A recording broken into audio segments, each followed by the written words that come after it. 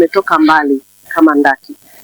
Ukitizama idadi ya wanafunzi kuanzia wanapoongelea waliotutangulia kina Dr. Ponela, naamini mmemsikia ama wengi mnamfahamu pia, akiongelea kuwa peke yake darasani, na mimi sasa hivi nikaongelea kwamba ninafundisha darasa ambalo lina wasichana zaidi ya 30. Kwa ninaiona tofauti.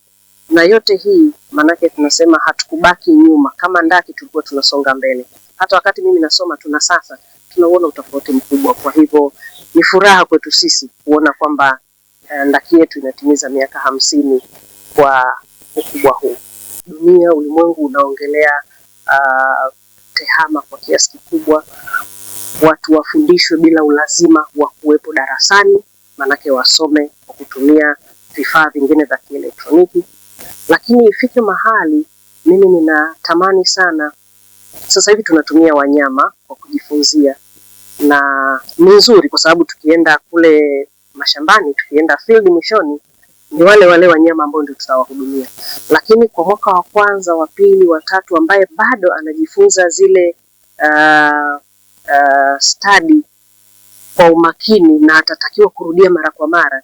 Kwa hiyo tunatarajia huku tuendako sasa ndaki itaona namna ya kuwa na kosa Kiswahili chake simulations, yani kama vifaa mbadala vitakavyoonyesha uhalisia wa kitu lakini sio chenyewe, kwamba kama anajifunza kumtoboa mnyama labda kwenye mshipa wa damu ili aweze kutoa damu akajifunze, basi sio lazima awe na mnyama halisi ambaye atapata maumivu na atarudiwa na wanafunzi wengi kwa sababu madarasa yameongezeka ukubwa.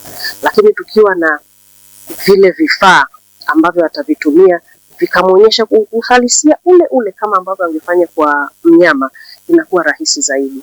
Ikiwa ni pamoja na mimi ninafundisha upasuaji.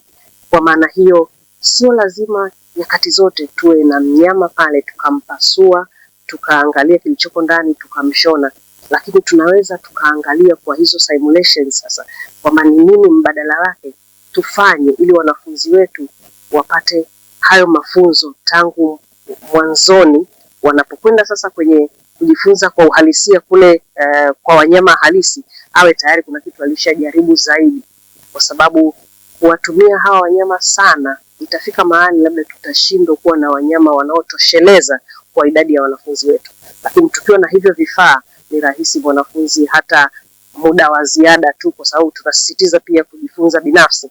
Kwa hiyo muda wa ziada tu anasema natamani kwenda kujifunza procedure fulani ya upasuaji, ngoja niende. Kwa hiyo anaingia, ni vifaa vinakuwa kama vingine ni vya kielektroniki, vingine anagusa kabisa na kufanya, lakini vimewekewa vifaa ambavyo vinafanya kumwezesha yeye kupitia kama hali halisi ya mnyama anavyoanza kuanzia kuwekewa